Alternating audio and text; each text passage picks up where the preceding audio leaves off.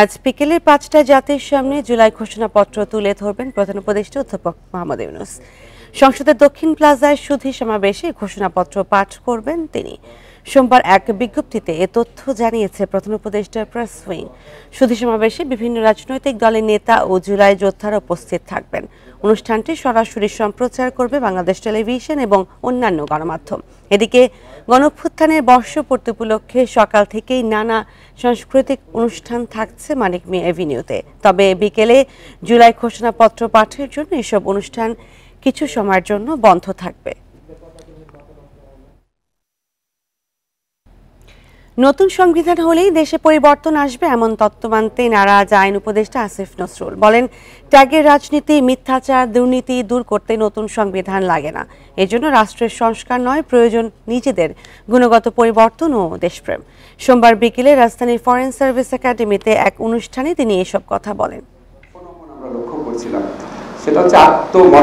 জুলাই অভ্যুত্থান দিবস উপলক্ষে পররাষ্ট্র মন্ত্রণালয়ের আয়োজন, এতে যোগ দেন আইন উপদেষ্টা। গত সরকারের নির্যাতন অত্যাচারের চিত্র তুলে ধরেন আসিফ নজরুল। শেখ হাসিনার পররাষ্ট্রনীতি, নির্বাচনে কারচুপি, ভোটাধিকার হনন ও গুম নিয়ে তীব্র সমালোচনা করেন। আপনি বলেন, পৃথিবীতে কোনো পররাষ্ট্রমন্ত্রী বলে যে স্বামী স্ত্রী সম্পর্ক, কাকে স্বামী বুঝিয়েছিল? বাংলাদেশকে? চিন্তা করে দেখেন। বলে যে শেখ হাসিনা বলতে আমি এত কিছু দিয়েছি যে ভারত ভুলতে পারবে না, এই যে তার ব্যক্তিগত সম্পত্তি দিয়েছে। আইন উপদেষ্টা মন্তব্য করেন, মৃত্যুকে উপেক্ষা করে জুলাইয়ের অভ্যুত্থানে অংশ নেয় জনগণ। ভারত, মালদ্বীপ, তিউনিসিয়ার উদাহরণ টেনে তিনি বলেন, এই দেশগুলোতে সুন্দর সংবিধান থাকলেও মানবাধিকার নেই। অনেকে মনে করে আছে আমাদেরকে র্যাডিক্যাল রিফর্ম দরকার, আমাদের সংবিধানেই বোধহয় সমস্ত সমস্যা। তা আমি তাদের সাথে একটু দ্বিমত পোষণ করি। শেখ হাসিনা এখন চরম অত্যাচারী, খারাপ শাসক ছিল ইত্যাদি, একটা খুব ভালো সংবিধান রচনা হয়ে যাবে, আমরা সবাই ভালো হয়ে যাব, এত সোজা। আর যারা ভালো হওয়ার কথা বলি তারা নিজেরা ভালো হয়েছি। আসিফ নজরুল আরো বলেন, সংবিধান নয়, দেশের উন্নয়ন নির্ভর করে জনগণের গুণগত মানের উপর। সত্যি কথা বলার জন্য কি সংবিধান লাগবে? মিথ্যা মানুষকে ট্যাগ দেওয়া থেকে বিরত থাকার জন্য কি সংবিধান লাগবে? পরমত সহিষ্ণু হইতে হলে কি সংবিধান লাগে? আর একা কোনো কিছুর মালিকানা দাবি করে বাকিদেরকে বঞ্চিত যেন না করি, এটার জন্য কি সংবিধান লাগে? এটার জন্য সুশিক্ষা লাগে, ভালো মানুষ হইতে হয়। শহীদের ত্যাগ যেন বৃথা না যায়, সেদিকে সবাইকে সতর্ক থাকারও আহ্বান জানান আইন উপদেষ্টা। নাফিজাতুল্লাহ, ইন্ডিপেন্ডেন্ট নিউজ, ঢাকা। 23 আগস্ট ঢাকায় আসছেন পাকিস্তানের উপপ্রধানমন্ত্রী ও পররাষ্ট্রমন্ত্রী ইসহাক দার। তার সাথে ৭১-এর গণহত্যার জন্য আনুষ্ঠানিক ক্ষমা প্রার্থনা ও পাওনা আদায় নিয়ে আলোচনা হবে বলে জানান পররাষ্ট্র উপদেষ্টা। জানান, উগ্রবাদের উত্থান নিয়ে উদ্বেগ জানিয়েছে যুক্তরাষ্ট্র। সোমবার বিকেলে ফরেন সার্ভিস একাডেমিতে তৌহিদ হোসেন এসব তথ্য দেন। দুদিনের জন্য ঢাকায় আসছেন পাকিস্তানের পররাষ্ট্রমন্ত্রী ইসহাক দার। সৌজন্য সাক্ষাৎ করতে পারেন প্রধান উপদেষ্টার সাথে। বৈঠক হবে পররাষ্ট্র উপদেষ্টার সঙ্গে। তৌহিদ হোসেন জানান, দ্বিপাক্ষিক ইস্যুতে আলোচনা হবে দুদেশের মধ্যে। পাকিস্তানের সঙ্গে সম্পর্ক উন্নয়নে ভারতের মনোভাব কোনো বিষয় নয় বলেও মন্তব্য করেন তিনি। পাকিস্তানের সাথে স্বাভাবিক সম্পর্ক চাই, এটা আউট অফ দি ওয়ে গিয়ে বড় কোনো এরকম কিছু না। আবার যে ডেলিবারেটলি তাদের সাথে সম্পর্ক ভালো রাখবো না এরকম একটা সিদ্ধান্ত যেটা ছিল, সেটা থেকে আমরা বের হয়ে এসেছি। পাকিস্তানের সাথে ভারতের সম্পর্ক কেমন হবে সেটা আমি ডিসাইড করি। একইভাবে পাকিস্তানের সাথে বাংলাদেশের সম্পর্ক কি হবে সেটাও ভারত নিশ্চয়ই ডিসাইড করবে না। তিনি জানান, ৭১-এর গণহত্যার ক্ষমা, পাওনা ও আটকে পড়াদের ফিরিয়ে নেওয়ার বিষয়ে আলোচনা হবে। প্রতিটি ইস্যুই টেবিলে থাকবে। যেটা ৫০ বছরে পারা যায়নি সেটা যে আমরা ছট করে ৬ মাসে পারবই এমন কোনো কথা নেই। আমরা এটা প্র্যাগমেটিক ওয়েতেই আগাবো এবং একটা ইস্যু আরেকটা ইস্যুকে আটকে রাখবে সেটা আমরা কখনো চাই না। এক প্রশ্নের জবাবে উপদেষ্টা জানান, উগ্রবাদের উত্থান নিয়ে সরকার প্রধান ও নিরাপত্তা উপদেষ্টার কাছে উদ্বেগ জানিয়েছে যুক্তরাষ্ট্র। এমন নয় যে তারা কখনোই কোনো উদ্বেগ প্রকাশ করেনি আর হঠাৎ করে এক বছর যাবতই করছে, তাও না ঠিক। 1 বছর তো প্রায় শেষ হয়ে গেল, তারপরে করেছে তারা উদ্বেগ প্রকাশ। এটা পেরিয়ডিক্যালি তারা উদ্বেগ প্রকাশ করে অনেক দেশের ব্যাপারেই। আমরা কোনো ধরনের কোনো টেরোরিজম টলারেট করি না এবং অবশ্যই যদি সুনির্দিষ্ট কোনো অভিযোগ থাকে আমরা সেটা দেখব এবং আমরা কোঅপারেট করার চেষ্টা করবো। এইটা তো আমি বলতে পারবো না, এটা আপনারা বরং যথাযথ জায়গায় জিজ্ঞেস করেন যে থ্রেট আছে কিনা। শেখ হাসিনাকে ফেরত আনা নিয়ে ভারতের সাথে আলোচনায় অগ্রগতি নেই বলেও জানান পররাষ্ট্র উপদেষ্টা। নাফিজুল্লাহ, ইন্ডিপেন্ডেন্ট নিউজ, ঢাকা। শুধু জুলাই নয়, গত 15 বছরে দেশের জন্য আত্মত্যাগকারী সবার স্বপ্ন বাস্তবায়নে দেশকে এগিয়ে নেবে বিএনপি। কথা জানিয়েছেন দলের ভারপ্রাপ্ত চেয়ারম্যান তারেক রহমান। ইঞ্জিনিয়ার্স ইনস্টিটিউটে যুব দলের সমাবেশে কথা বলেন তিনি। জনগণ মুখ ফিরিয়ে নিলে নেতৃত্ব দেওয়া সম্ভব নয় জানিয়ে যুব দলকে মানুষের জন্য কাজ করার পরামর্শ দেন তারেক রহমান। জুলাই অভ্যুত্থান দিবস উপলক্ষে রাজধানীর ইঞ্জিনিয়ার্স ইনস্টিটিউটে যুব দলের এই সমাবেশ। সোমবার বিকেল 3টায় এই অনুষ্ঠান শুরু হলেও দুপুরের আগেই সেখানে জড়ো হন দেশের নানা প্রান্তের নেতাকর্মীরা। শুরুতেই প্রদর্শিত হয় জুলাই আন্দোলনের গ্রাফিতি ও ভিডিও চিত্র। প্রিয়জন হারানোর দুঃসহ স্মৃতি তুলে ধরেন শহীদ পরিবারের সদস্যরা।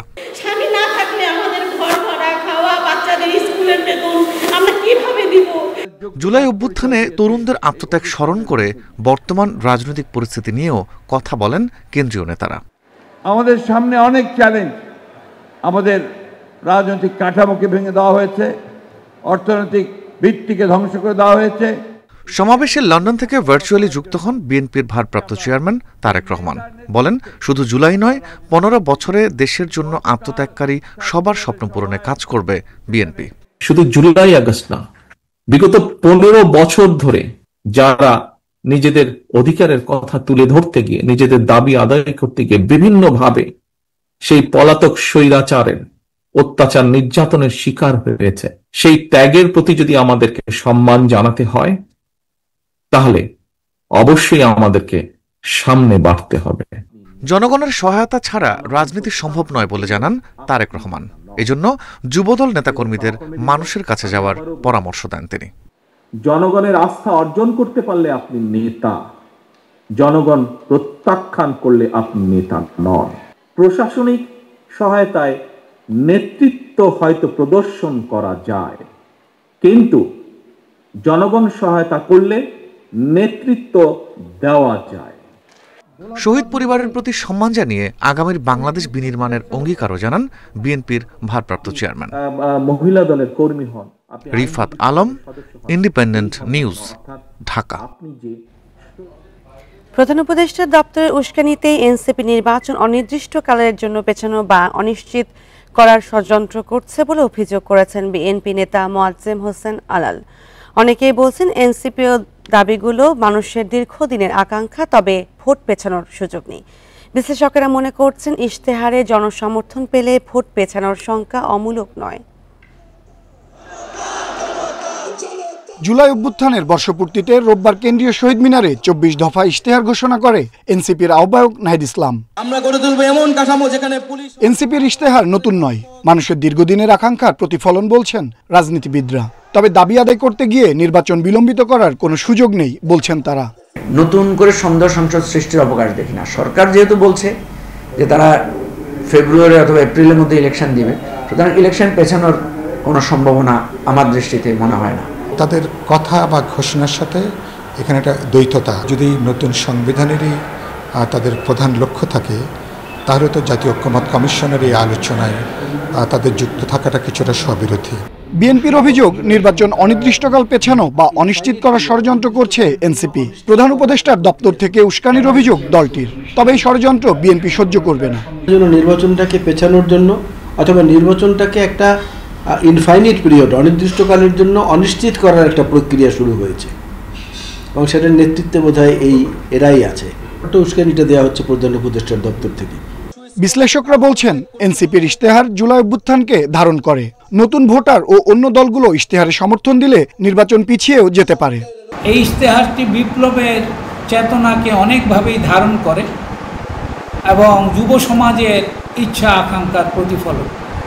এই ইশতেহারের প্রতি তাদের সমর্থন বাড়তে থাকে, তাহলে এটি গ্রহণযোগ্য হয়ে উঠবে। আর এটি গ্রহণযোগ্য হয়ে উঠলে নির্বাচন পিছিয়ে যেতে পারে, এই আশঙ্কা অমূলক হবে না। সংস্কার ইস্যুতে বিএনপি ও বাকি দলগুলো মুখোমুখি অবস্থানে যাচ্ছে বলেও ধারণা বিশ্লেষকদের।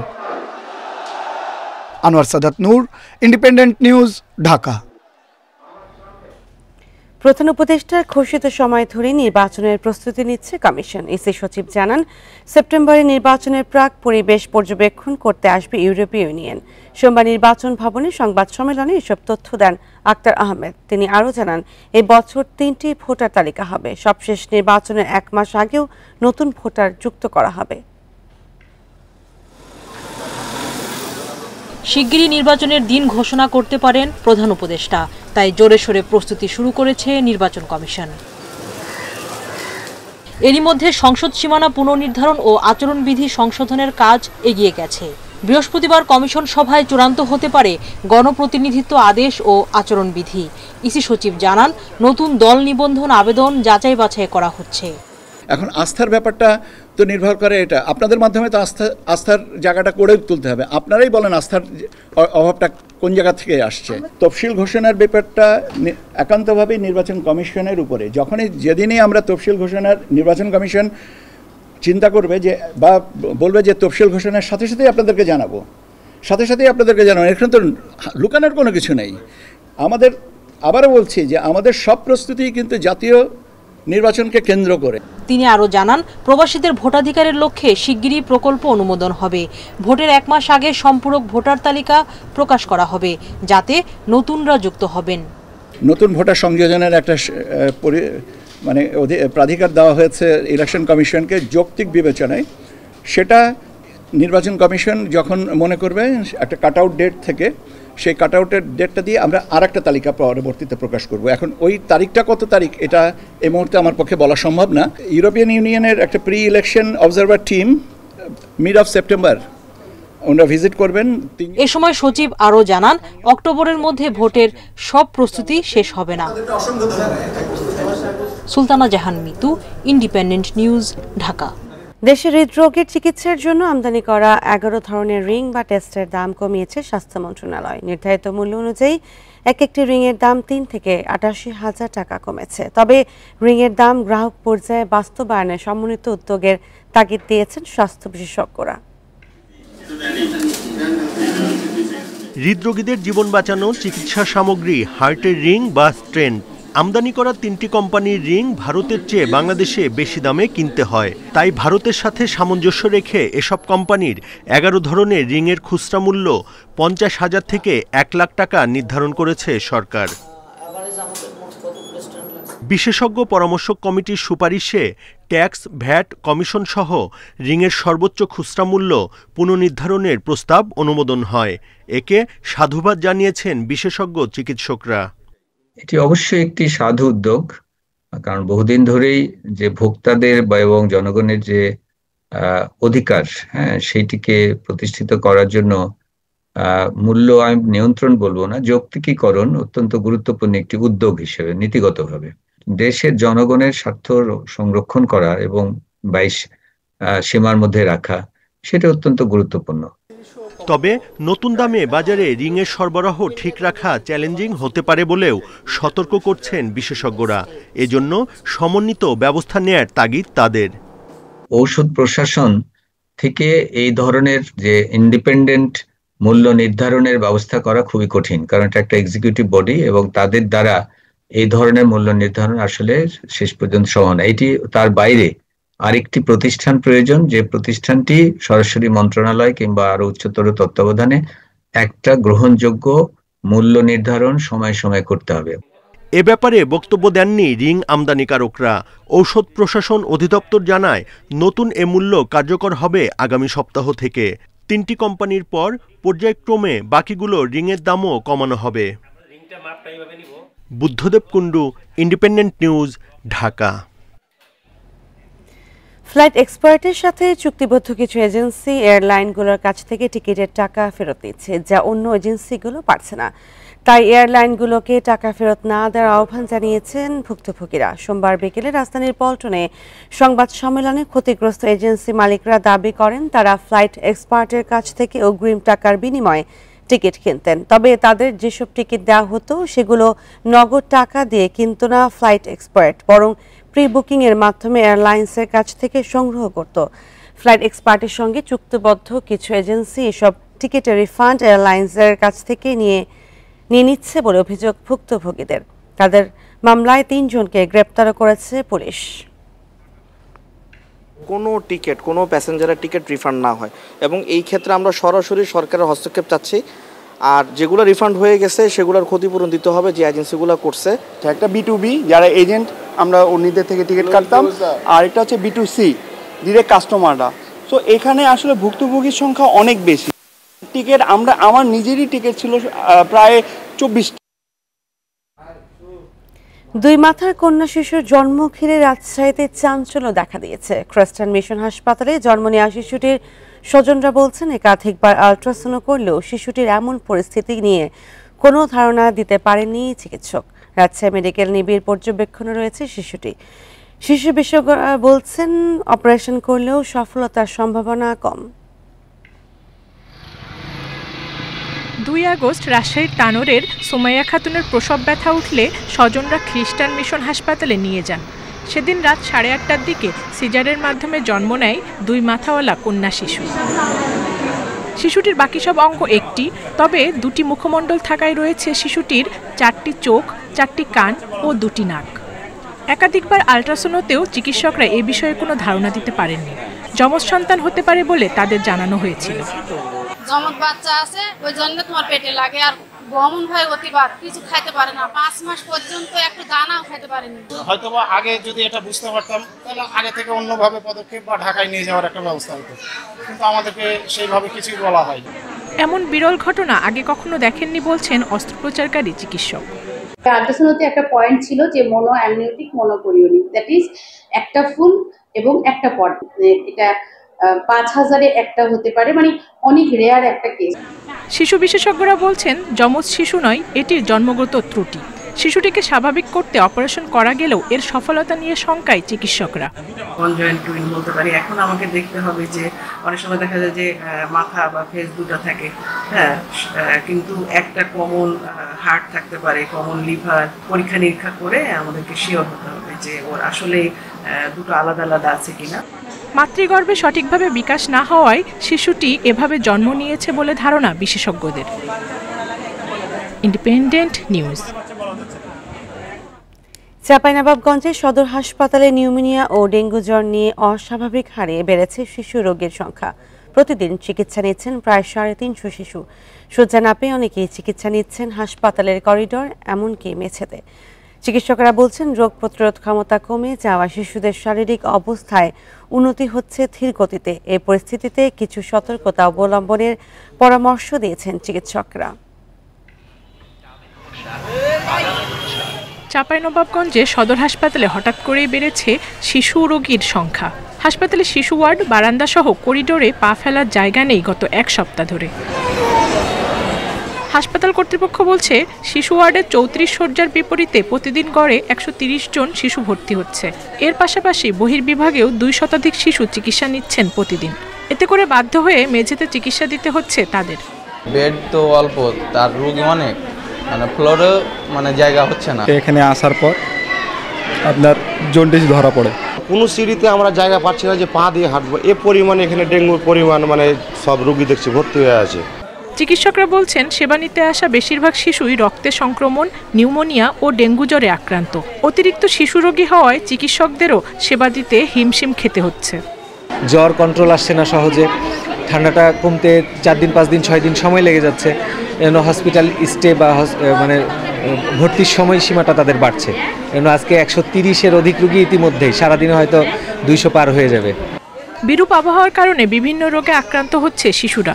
এজন্য শিশুদের স্বাস্থ্যকর পরিবেশে রাখা সহ সতর্কতা অবলম্বনের পরামর্শ দিয়েছেন চিকিৎসকরা। Independent news.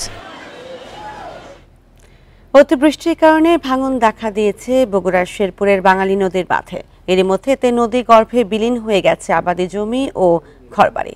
স্থানীয়দের অভিযোগ, প্রতি বছরই নদী ভাঙন রোধে অস্থায়ী উদ্যোগ না হলেও তা কার্যকর হচ্ছে না। পানি উন্নয়ন বোর্ড বলছে ক্ষতিগ্রস্ত বাঁধটির জরুরি রক্ষণাবেক্ষণে নেওয়া হয়েছে উদ্যোগ।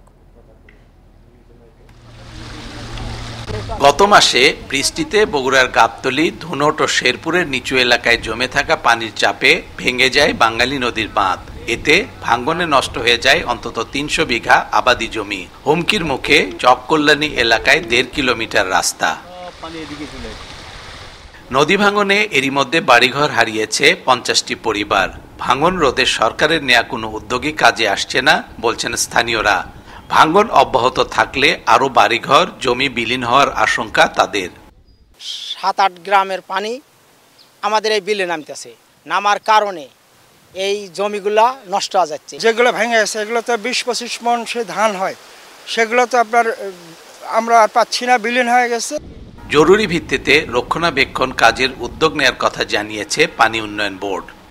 বৃষ্টিপাতে পানিটা নদীতে নামার জন্য যে ওয়েটা, সেটার ওয়েতে এই রাস্তাটা ছিল, রাস্তাটা ভেঙে পানিটা নদীতে প্রবেশ করছে। কিছু ভাঙন প্রবণতা রয়েছে, সেই জায়গাগুলো আমরা ইতিমধ্যে জরুরি ভিত্তিতে কিছু কাজ আমরা শুরু করেছি, নদী প্রতিরক্ষা কাজ, এবং পাশাপাশি এই জায়গাগুলো আমরা স্থায়ী কাজ করার জন্য একটা প্রজেক্টও তৈরি করছি, যাতে এই প্রকল্প এই এলাকাগুলোকে স্থায়ীভাবে নদী ভাঙনের হাত থেকে রক্ষা করা যায়। প্রায় 33 বছর আগে যমুনা নদীর শাখা বাঙালি নদীর তীরে এ বাঁধটি তৈরি করা হয়, কিন্তু নির্মাণের পর এতদিন রক্ষণাবেক্ষণের কোনো কাজই হয়নি বলে অভিযোগ স্থানীয়দের। Hasibur Rahman, independent news, Sherpur, Bogura. এই ছিল এখনকার সংবাদে। ধন্যবাদ সবাইকে।